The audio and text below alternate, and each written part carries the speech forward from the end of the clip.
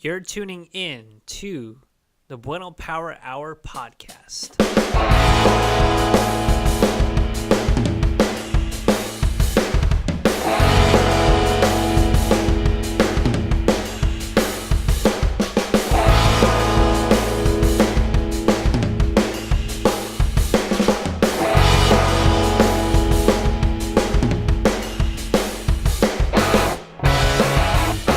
Hey guys, welcome to another episode of the Bueno Power Hour podcast. I'm your host, Arthur Bueno, and I am doing this Let's Talk episode. I'm actually doing this as I lay in bed watching Maximilian talk about characters that he looks for in Soul Calibur 6. It's 6? I'm not even sure. I don't even fucking remember. But what he does is he kind of rates their costumes and stuff. It's a segment called Rate the Souls. It's a pretty cool little segment here. But anyway, the reason why I'm recording here in my bed is because I think I'm getting fucking sick. No lie. I think I'm getting sick. And I'm going to try to prevent that as much as possible. I did eat and whatever before starting this recording, and I had actually recorded another podcast earlier today, but for some reason the audio was acting up a little bit, and so it's kind of unfortunate because there was a lot of things that I talked about there that at the moment I felt I needed to talk about it, but I guess I'll do it again here. And yeah, try to be as natural as much as I can. So first things first, let's just kind of just get into it and just say that I have been so exhausted and have not been very creative over the last few weeks.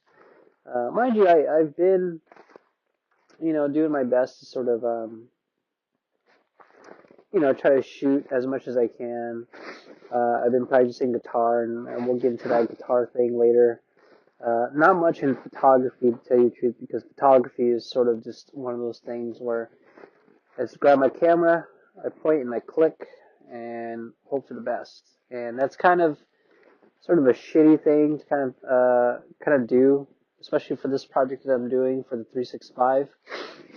You're supposed to look for things that are interesting almost every day, and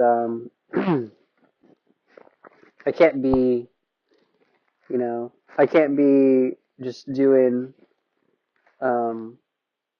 just photographing just for the sake, photographing. I gotta at least learn something on every picture that I take, and that's really what it kind of comes down to. You know what I'm saying? You gotta kind of learn at least from what you photograph, and that's really the purpose of this.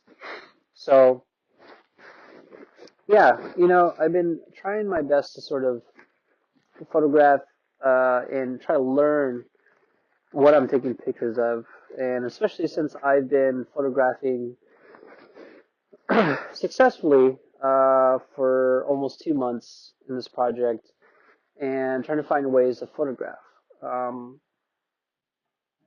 The hard part is that when it's in a certain season where it's like too damn cold to be outside, or you don't necessarily find anything interesting at the time that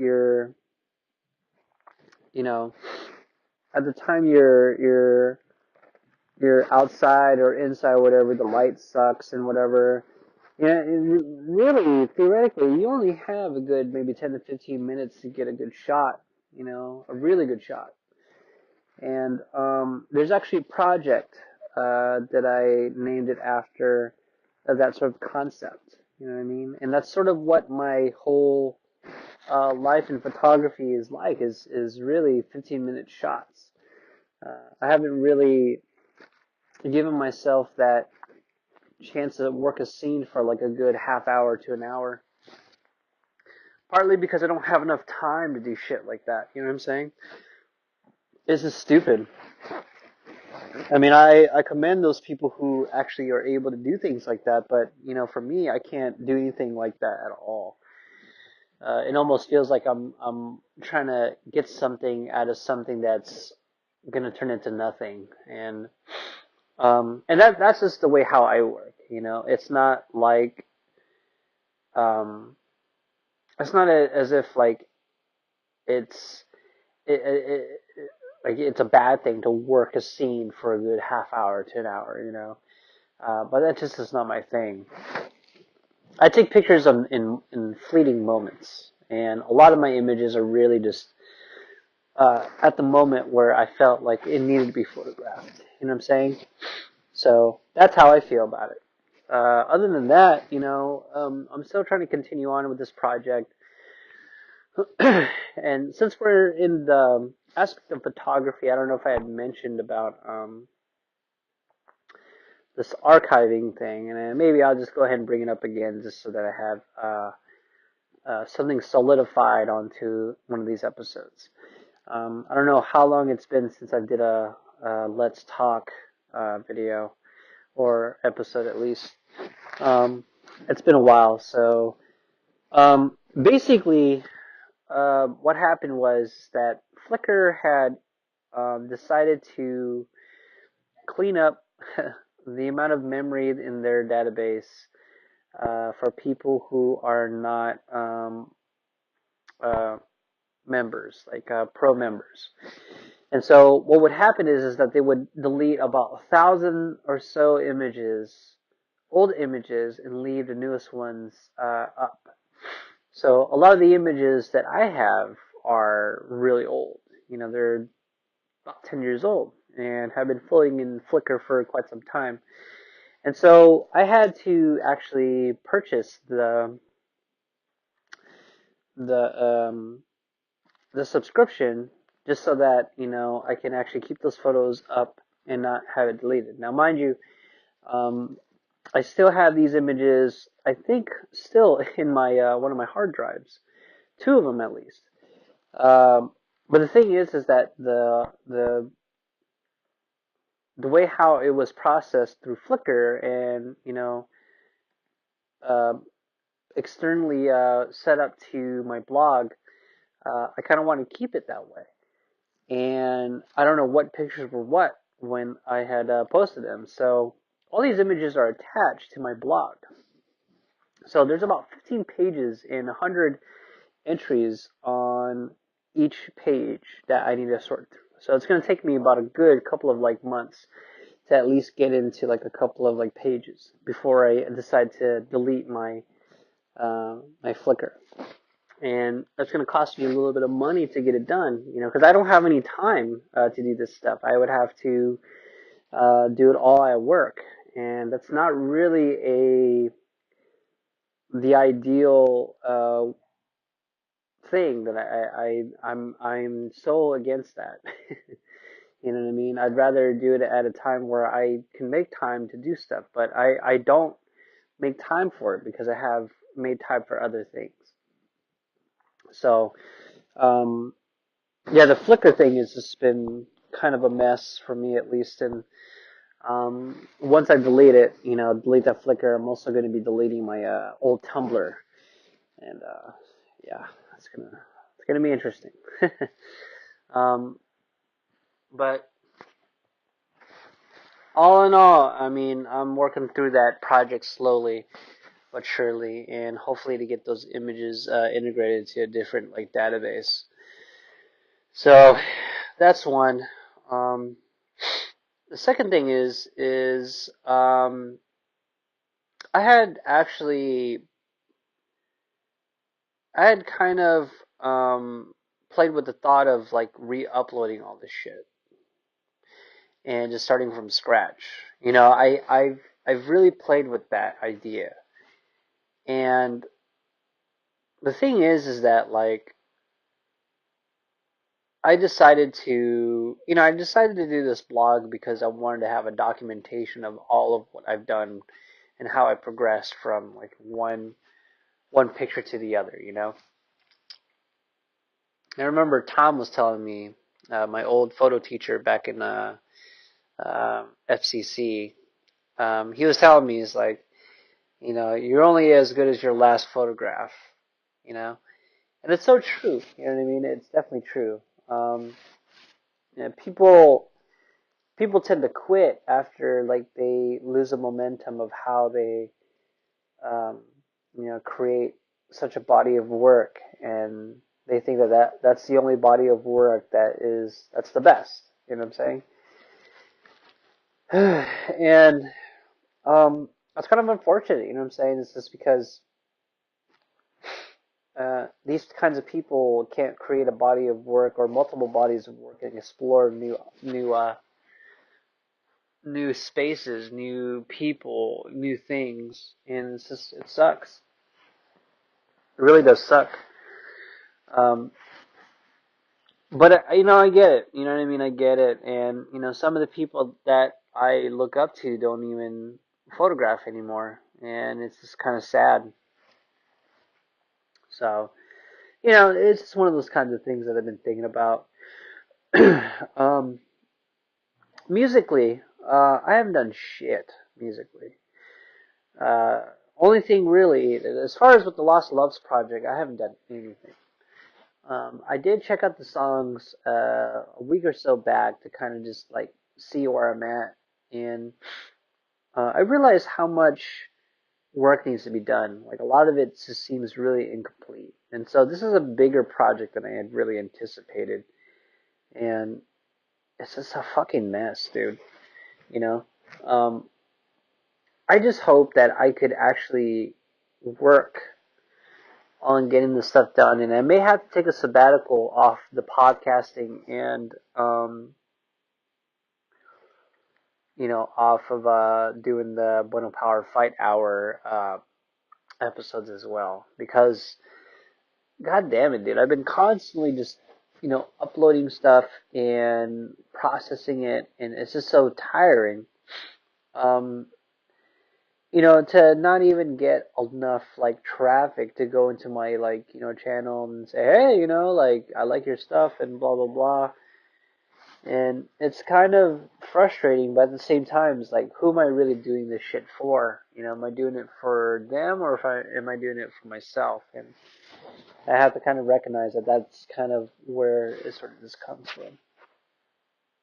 Just the ability to document these experiences and kind of just showcase it and be able to talk with these people and talk about stories of past things. You know what I'm saying? And really, that's what Lost Loves is like this project in particular. It's really just a documentation about my feelings for 2018 and how I sort of processed it. So that is certainly something that I've been kind of uh, thinking into, and maybe even taking a break for of all this for about maybe got a couple of weeks or maybe a month, and just sort of just clean it all out and just start doing more recording for March and stuff. Maybe that will be my like vacation month. I'm not sure. We'll see. But there's a lot of opportunities for me to kind of get this done if I make that time for it. And once I finish everything, then I can start like mix and mastering everything slightly, and just get it done. You know what I'm saying? Just get it done and really um, get it released. Make a book out of it. Make this whole like kind of release go out. This is gonna be my first like full length record, and I want to make something really special with it. Um, on top of all that, though, I've been really focused on how I play guitar, and um, on all the footage that I've recorded that I post on Instagram and stuff, and all that. Um, the thumb pick technique is certainly something that I am gonna forever keep. because goddamn, you know, uh, it's so different to be able to allow your fingers and your thumb, to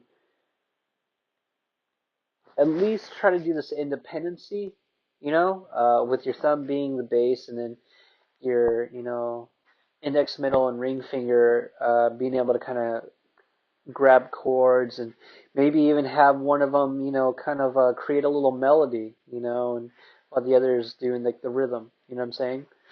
It's it's pretty fascinating as to how I had never even bothered working with sort of way of playing. But I think what happened was is that um, I just couldn't really hold a traditional pick anymore, and I started realizing um, how much I didn't have that much control in how I played. You know what I mean? Like I feel like I have more control in how like I write. And there's a little bit of setbacks on some days where, I'm like, man, like how am I not able to grab, this note in while I'm like, making these transitions, you know what I'm saying? And it's because I'm trying to I'm trying to slow down my playing and sort of gradually speed up every time I play it, you know? Um,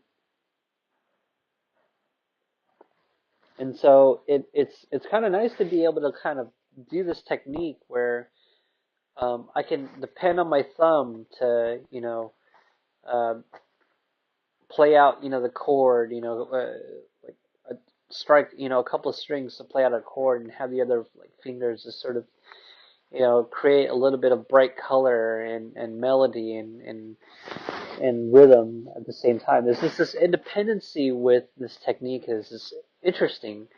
And I swear to God, I never really thought about doing it this way until I just decided to do it. And um, lately, I've been using quite a bit of different thumb picks. Usually, my first choice would have been using the Fred Kelly Bumblebee pick, and I can't tell you how awesome it is that a pick like this exists. It's a really great pick, and it works very well. But the problem is that these picks are very expensive. For three in a package, it can be $10, and they tend to wear out quite easily. That's one of the problems.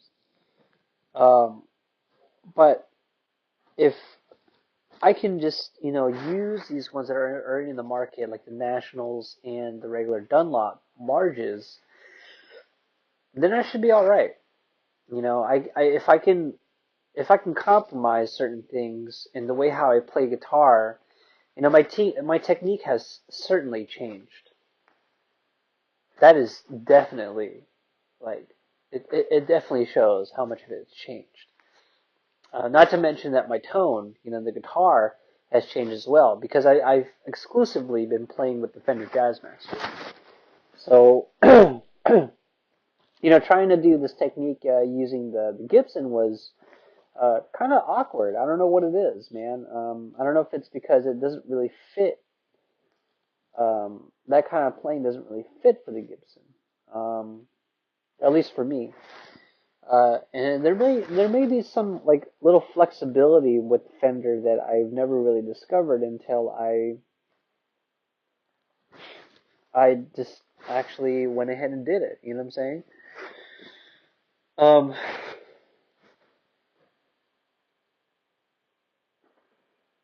it's pretty interesting. It really is. And the way how I'm kind of working with this whole thing with guitar has been just kind of nice. It's actually leading me to um, that direction where I don't really need a second guitarist anymore, and I can actually just do everything all by one guitar. Um, that would be something that would be definitely interesting. if I can actually create that and actually work towards that, you know what I'm saying, then that would definitely help me out in the long run. It'll definitely help me out with a lot of this, a lot of the problems that I have if I am looking to do like melody and harmony. This basically just creating compositions without having to have a second guitarist to like depend on. You know what I mean? I'm already having all these instrumentations in Lost Loves. If I wanted to actually try a new project where I just have a basic four-piece with vocals, bass, guitar, and drums, then that's how I'm going to do it. You know what I'm saying? So that's kind of where I'm coming from right now with it. Um, yeah, man. Life has been pretty awesome though. It's not to say that like, since I don't really make enough time for all this shit, it doesn't mean that I'm not having fun with what I've been doing lately. Because god damn it, I have. I've been having so much fun, and it really helps to have a partner who can really get that out of you. And I noticed that, in the last few weeks, my mental health has been sort of declining. And it's due to, honestly, it's due to the weather. The weather is really um, the the reason for, at least for me, to really feel this way, because there, especially in these times, there's a lot of nostalgia, and especially in the coming month of March, is my anniversary of my father's death. He died from cancer, and um, it sucks. You know what I mean? I think about him quite a bit when I get the chance, and um, sort of celebrate him internally, playing things that I wish I could have shown him, because who knew, who would have known I would have like kept this sort of feeling and skill set, and sort of share it with people. Who fucking knew? But alas, it's something that I can't really control, and I wish I hope, I hope that he is able to kind of see me from afar, and actually witness my playing being the way it is.